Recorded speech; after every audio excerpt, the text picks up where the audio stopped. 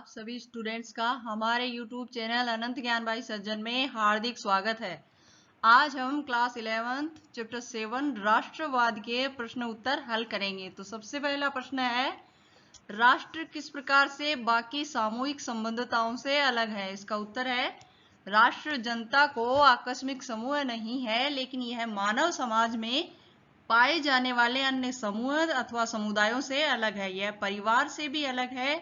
परिवार तो प्रत्यक्ष संबंधों पर आधारित होता है, जिसका प्रत्येक सदस्य दूसरे सदस्यों के व्यक्तित्व और चरित्र के विषय में व्यक्तिगत जानकारी रखता है। यह जनजातीय, जातीय और अन्य सगोत्रीय समूह से भी अलग है। इन समूह में विवाह और वंश परंपरा सदस्यों को आपस में जोड़ती है। इसलिए यदि हम सभी सदस्यों को व्यक्तिगत रूप से नहीं जानते हों तो भी आवश्यकता पड़ने पर हम उन सूत्रों को खोज निकाल सकते हैं जो आपस में हमें जोड़ते हैं। लेकिन राष्ट्र के सदस्य के रूप में हम अपने राष्ट्र के अधिकांश सदस्यों को सीधे तौर पर न कभी जान पाते हैं और न ही उनके साथ वंशानुगत नाता जोड़ने की आवश्यकता पड़ती है। फिर भी राष्ट्र हैं, लोग उनमें रहते हैं और उनका सम्मान करते हैं।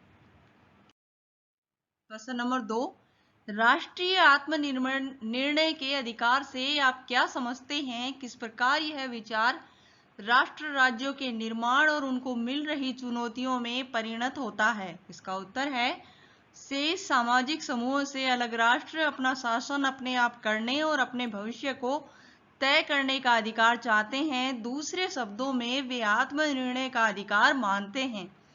आत्मनिर्णय के अपने दावे में राष्ट्र अंतर्राष्ट्रीय समुदाय से मांग करता है कि उसके पृथक राजनीतिक इकाई या राज्य के दर्जे को मान्यता और स्वीकार्यता दी जाए। अक्सर ऐसी मांग उन लोगों की ओर से आती है जो दीर्घ काल से किसी निश्चित भूभाग पर साथ साथ रहते आए हों और उनमें साझी पहचान का बोध हो। कुछ मामलों में आत्मनिर्णय के ऐसे दावे एक स्वतंत्र राज्य बनाने की उच्च इच्छा से भी जुड़े होते हैं और इन दावों का संबंध किसी समूह की संस्कृति की सुरक्षा से होता है। प्रश्न नंबर 3, हम देख चुके हैं कि राष्ट्रवाद लोगों को जोड़ भी सकता है और तोड़ भी सकता है, उन्हें मुक्त कर सकता है और उनमें कटुता और संघर्ष भी पैदा कर सकता है। उदाहरणों के साथ इसका उत्तर दीजिए। इसका उत्तर है, विगत 200 वर्षों की अवधि में राष्ट्रवाद एक ऐसे समूहक राजनीतिक सिद्धांत के रूप में हमारे सामने आया है जिसे इतिहास रचने में योगदान किया है। इसने उत्कृष्ट निष्ठाओं के साथ साथ गहन विद्वेषों को भी प्रेरित किया है। इसने जनता को जोड़ा है तो विभाजित भी किया है। इसने अत्याचारी शासन से मुक्ति दिलाने से सहायता की तो इसके साथ वह विरोध, कटुता और युद्धों का कारण भी रहा है।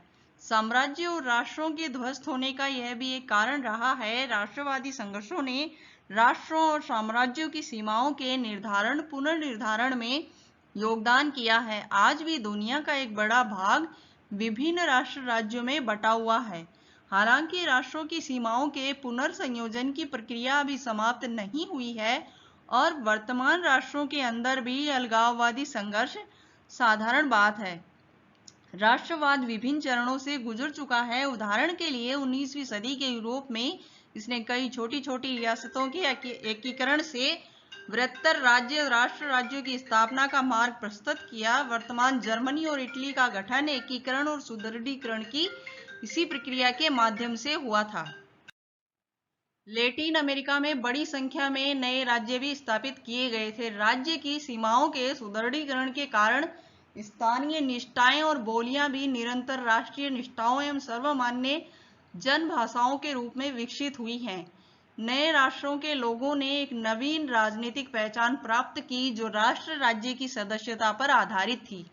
विगत सदी में हमने देश को सुदृढ़ीकरण की ऐसी ही प्रक्रिया से गुजरते देखा है, लेकिन राष्ट्रवाद बड़े बड़े साम्राज्यों के पतन में हिस्सेदार भी रहा है। यूरोप में 20वीं सदी के आरंभ में ऑस्ट्रेलियाई, हंगेरियाई और रूसी साम्राज्य तथा इनके साथ एशिया और अफ्रीका में ब्रिटिश, फ्रांसीसी, डच और पुर्तगाली साम्राज्य के विघटन के मूल में राष्ट्रवाद ही था। भारत तथा अन्य पूर्वी उपनिवेशों के औपनिवेशिक शासन से स्वतंत्र होने के संघर्ष भी राष्ट्रवादी संघर्ष थे। ये संघर्ष विदेशी नियंत्रण से स्वतंत्र राष्ट्र राज्य स्थापित करने की आकांक्षा से प्रेरित थे। प्रश्न नंबर 4 है, वंश, भाषा, धर्म या नस्ल में से कोई भी पूरे विश्व में राष्ट्रवाद के लिए साझा कारण होने का दावा नहीं कर सकता, टिप्पणी कीजिए। इसका उत्तर है, साधारणतः यह माना जाता है कि राष्ट्रों का निर्माण ऐसे समूह द्वारा किया जाता है जो कुल या भाषा अथवा धर्म या फिर जातीयता जैसी कुछ एक निश्चित पहचान का सहभागी होता है, लेकिन ऐसे निश्चित विशिष्ट गुण वास्तव में है ही नहीं जो सभी राष्ट्रों में समान रूप से मौजूद हो। कई राष्ट्रों की अपनी कोई एक सामान्य भाषा नहीं है। कनाडा का उदाहरण लिया जा सकता है। कनाडा में अंग्रेजी और फ्रांसीसी भाषी लोग साथ रहते हैं। भारत में भी अनेक भाषाएं हैं जो विभिन्न क्षेत्रों में और विभिन्न भिन्न समुदायों द्वारा बोली जाती है। बहुत से शब्दों में उन्हें जोड़ने वाला कोई सामान्य धर्म भी नहीं है। नस्ल अथवा कुल जैसी अन्य विशिष्टताओं के लिए भी यही कहा जा सकता है। राष्ट्र बहुत सीमा तक एक काल्पनिक समुदाय होता है जो अपने सदस्यों के सामूहिक विश्वास, आकांक्षाओं और कल्पनाओं के सहारे एक सूत्र में बंधा होता है। यह कुछ मान्यताओं पर आधारित होता है जिन्हें लोग उस समग्र समुदाय के लिए तैयार करते हैं जिससे वे अपनी पहचान बनाते हैं। उपयुक्त विवरण से स्पष्ट है कि वंश, भाषा, धर्म या नस्ल में से कोई भी पूरे विश्व में राष्ट्रवाद के लिए साझा कारण होने का दावा नहीं कर सकता। प्रश्न नंबर 5 है, राष्ट्रवादी भावनाओं को प्रेरित करने वाले कारकों पर साधारण रोशनी डालिए। इसका उत्तर है, राष्ट्रवादी भावनाओं को प्रेरित करने वाले कारक निम्नलिखित हैं। पहला है साझे विश्वास। राष्ट्र विश्वास के माध्यम से बनता है। राष्ट्रवाद समूह के अस्तित्व के लिए सामूहिक पहचान और दृष्टि का प्रमाण है जो स्वतंत्र राजनीतिक अस्तित्व का आकांक्षी है। दूसरा है इतिहास। राष्ट्रवादी भावनाओं को इतिहास भी प्रेरित करता है।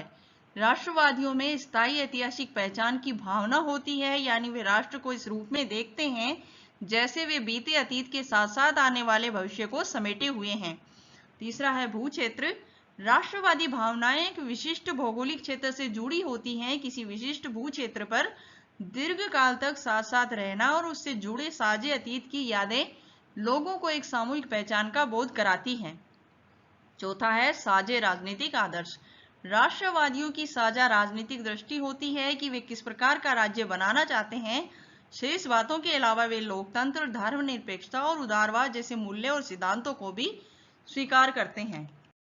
प्रश्न नंबर 6 है, संघर्षरत राष्ट्रवादी आकांक्षाओं के साथ बर्ताव करने में तानाशाही की अपेक्षा लोकतंत्र अधिक समर्थ होता है, कैसे? उत्तर है, लोकतंत्र में कुछ राजनीतिक मूल्यों और आदर्शों के लिए साझी प्रतिबद्धता ही किसी राजनीतिक समुदाय या राष्ट्र का सर्वाधिक वांछित आधार होती है। इसके अंतर्गत राजनीतिक समुदाय के सदस्य कुछ दायित्वों से बंधे होते हैं। ये दायित्व सभी लोगों के नागरिकों के रूप में अधिकारों को पहचान लेने से पैदा होते हैं। अगर राष्ट्र के नागरिक अपने सह नागरिकों के प्रति अपनी जिम्मेदारी को जान और मान लेते हैं तो इससे राष्ट्र मजबूत ही होता है। लोकतंत्र राष्ट्रवाद की भावनाओं को समझता है तथा उसी की आधारशिला पर टिका हुआ है। इसलिए तानाशाही की अपेक्षा लोकतंत्र संघर्षरत राष्ट्रवादियों से अच्छा बर्ताव करता है। प्रश्न नंबर 7, आपकी राय में राष्ट्रवाद की सीमाएं क्या हैं? इसका उत्तर है, राष्ट्रवादी अधिकतर स्वतंत्र राज्य को अधिकार के रूप में मानने लगते हैं, लेकिन यह संभवतः नहीं है कि प्रत्येक राष्ट्रीय समूह को स्वतंत्र राज्य प्रदान किया जाए। साथ ही यह संभवतः वांछनीय भी होगा। यह ऐसे राज्यों के गठन की ओर ले जा सकता है जो आर्थिक और राजनीतिक क्षमता की दृष्टि से अत्यंत छोटे हों और इससे अल्पसंख्यक समूहों की समस्याएं और बढ़े। हमें राष्ट्रवाद के असहिष्णु एक जातीय स्वरूपों के साथ कोई सहानुभूति नहीं रखनी चाहिए। इसी के साथ हमारी क्लास यहीं समाप्त होती है। इस वीडियो को देखने के लिए आपका बहुत बहुत धन्यवाद। प्लीज़ लाइक, शेयर एवं सब्सक्राइब जरूर कीजिए और अगली क्लास का इंतजार करते रहिए। तब तक के लिए अलविदा।